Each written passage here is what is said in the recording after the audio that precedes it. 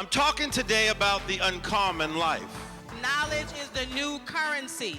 Listen to me. I can teach you how to earn $30,000 an hour. You've got talent, you've got abilities, you've got skills, you've got ideas. There's a millionaire in you, there are billions in you. You've got gifts.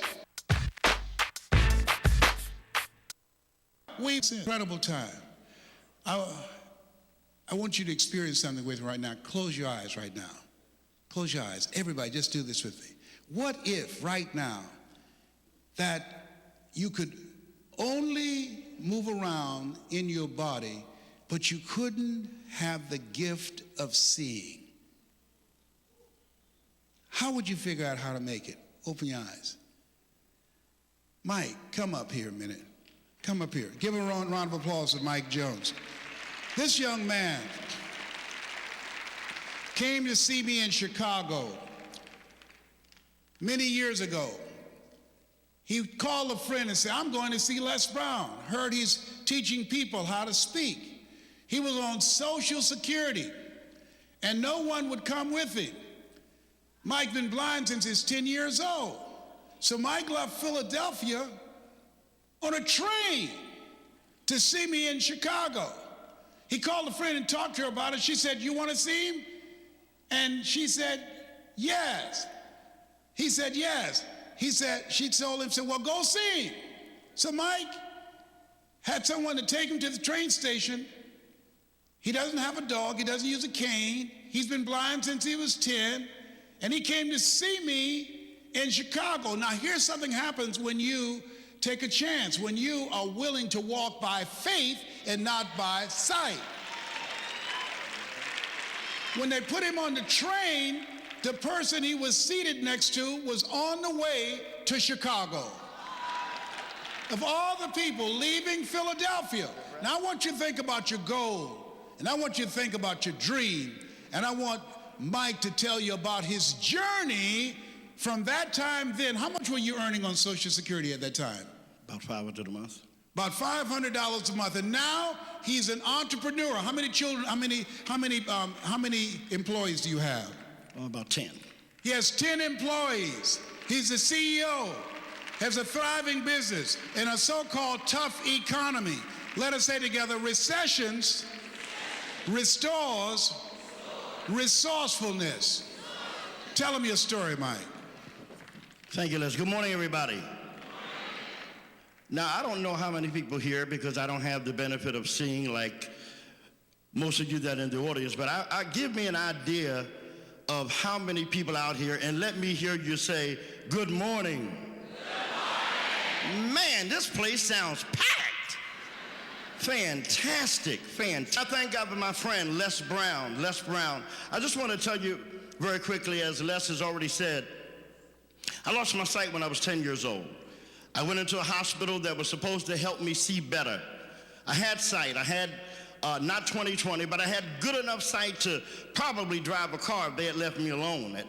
But went in supposedly to get help. Something happened on that table. I don't know what happened, but I came out of that hospital, as you see me now, totally blind. And thank God, today I feel blessed, I'm humbled, because I could have ended up on a street corner selling pencils. I could have ended up on a street corner with a tin cup. But I had a mother who didn't even have a 6th grade education, but she'd reared me in the church. And she said, Michael Jones, and she couldn't even pronounce my name, Michael. She used to call me Macco. She said, Macco Jones? Boy, you can do anything you want to do.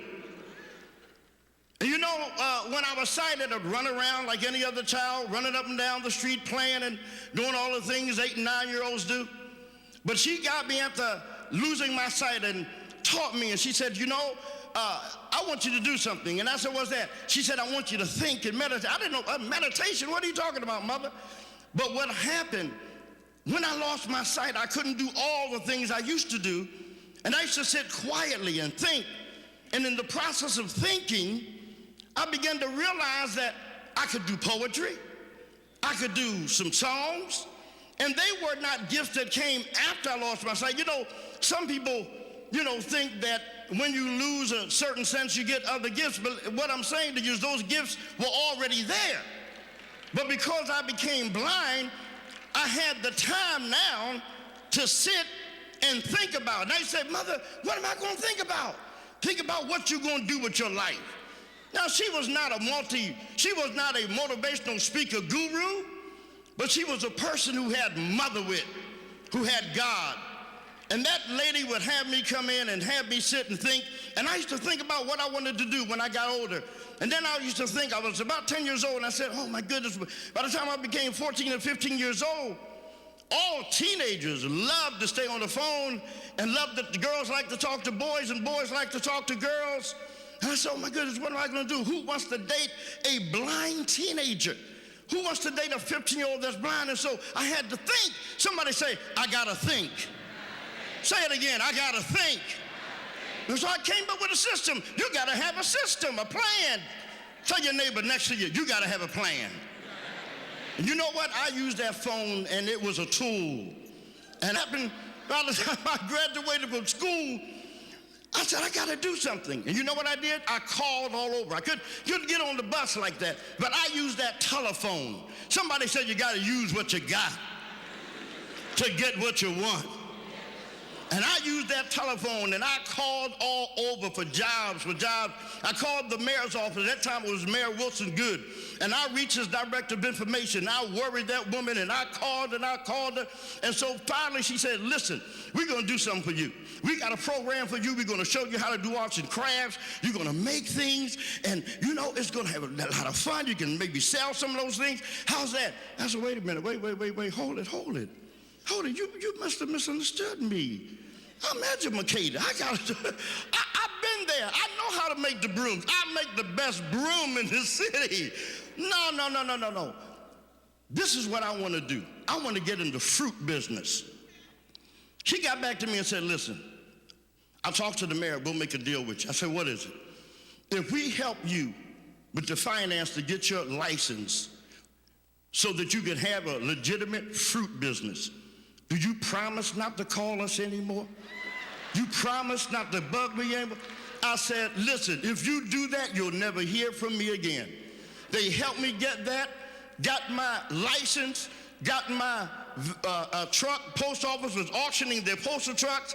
Went to somebody take me down there, and there I was, 3 o'clock in the morning down at the food distribution center, picking up boxes of fruit, vegetables, put them on a van, had somebody driving me, and I rolled through the city with a bullhorn, and I wasn't embarrassed because, see, I ain't worried about it. They could see me. I couldn't see them. I wasn't worried about it. And I rolled through the city, and I said, I got apples. I got oranges. I got bananas. What I was really saying is I got hope. I got dreams. I got vision. I got goals. That's what I was really saying.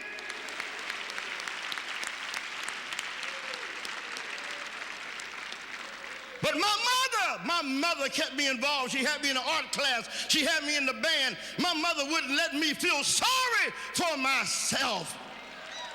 She felt sorry for other folk. But what I want to say to you is this. I want to say this to you. Engage your children. Keep them involved. And I want to say to you today, Les Brown was right. When I met Les, I was making about $500 a month, and somebody told me about Les. I heard about what he was doing, and I had the opportunity to meet him in person. And he didn't give me his phone number, but I went back home, and I was so impressed, I got on that phone. There go that telephone again. Honey, I got on that phone, and I found out where he was staying, called him up, said, this is what I want to do, Les. That's what I want to do. I said, if I could be so bold, I would love to work with you and travel with you. He said, that ain't bold, Mike. That's intelligent. Said, you got a big vision of yourself. And I used to bug left and phone stalk him all over the country. And finally, I said, Les, we could make a lot of money. I didn't know how much Les was making at that time. I said, Les Brown, we could make a lot of money, man. I got an idea. I was always thinking I had a whole lot of time. Les Brown said, what are you talking about, Mike? I told him what I was talking about. Les said, wait a minute, Mike. How much money do you make? I make about $400 or $500 a month, maybe $600. He said, you know what? He said, I make about $20,000, $25,000 an hour. He said, your thinking got you $500 a month. My thinking got me $25,000 an hour. He said, you got to bring your thinking up to mine. I was humble on the phone. When I hung up that phone, I was mad. Because I'm saying to you today that because Les challenged me and provoked me, I didn't get angry and shoot up. I didn't get angry and punch a hole in the door. What I did, I got angry and did better. I got his tapes and I listened to his tapes, and I got to more seminars and workshops. And you know what happened? My income began to increase. I learned how to be poor. I learned how to live off of $500 a month. So when my income jumped to 10 grand a month, oh my God, it was over. What I'm saying to you today, in conclusion, is simply this: that I had a dream. I had a dream. I had a vision. I have a vision of myself. I don't worry about what people say. When they say, Mike, this doesn't look good, that doesn't look good, I think about it, I pray about it, and if I get the green light in my spirit, that inner voice, I go for it. I know it's going to rain. I know it's going to snow. I know the storms are coming, but I'm pushing.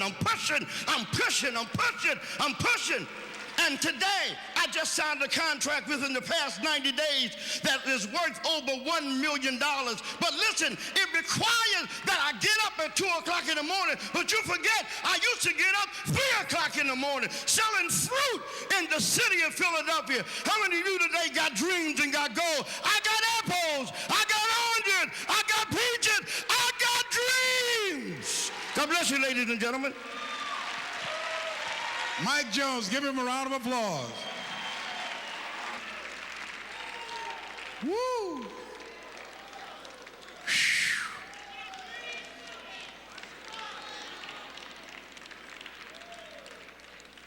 How many of you can see me right now? Raise your hands. Shake someone's hand on your right and left and say, no more excuses.